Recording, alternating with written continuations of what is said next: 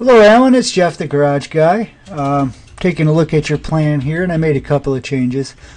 What I want to do is run through this with you, and you just let me know if I forgot anything. I know it's been a while, or if you've changed your mind about things. But I think I've made the changes we talked about last time, and I'll go over those real quick, and once you give me the approval on this design, we'll go ahead and I'll get that priced out for you right away.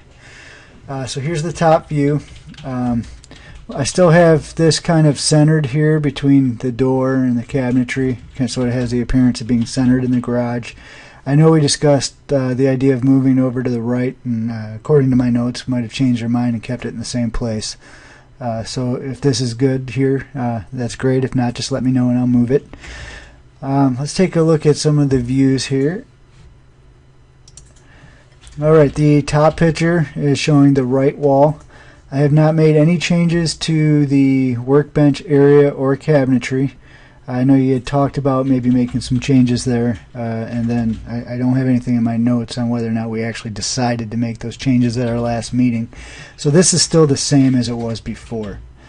One thing we still need to figure out for sure is whether or not you want bases there. Bases are good for stopping you from dropping a bolt and having it roll under there and creating an irritating situation.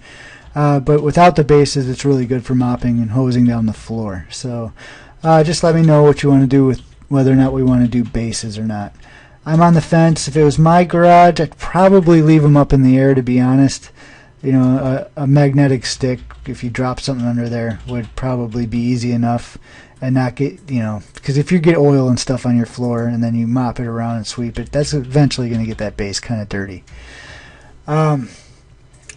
So the back wall, you can see here what I did is I put 72 inches of cabinets up above the bench. I lowered those down so they should be the same height as the ones on the right. And with the 72 inch of cabinets, we have two 36-inch cabinets, and I took half of one of those cabinets and brought it down as you asked me to. So we have an 18-inch cabinet on the left, 18-inch cabinet on the right, and both doors open so you can access them from the center. If you're sitting at the workbench, you could just swing that door open and reach right in. So that's what I got there. We did, I know I'm doing laminate tops on both. We're not going to do the stainless steel, save a little bit of money there.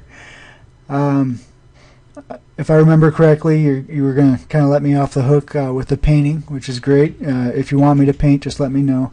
For now, I'm assuming that I'm not taking on the painting. What I have here are gray walls, which will look pretty good in person. In this computer generation, it kind of makes everything look kind of gray and blend together with the floor and all that, but it actually looks pretty good in person if you do gray walls and gray store wall, and then your concrete's not truly just bland gray. It's got its own life. But just let me know if you want me to pop in another color in here. Even if you're trying to decide for if you guys are going to paint yourself, I can change these wall colors around really easy and let you see what it would look like with different colors on the wall. Let's take a look at the left wall here. We kept everything pretty much the same, except I made this cabinet on the far right 24 inches to accommodate the soffit up above. And you can see with the store wall plan that's changed, that's simplified quite a bit. So you're going to have probably more physical store wall in this plan for the same or less money. Probably about the same amount of money because we don't have to do all the trim and all that stuff. So I can price out the store wall like this if you want, if this is good for you.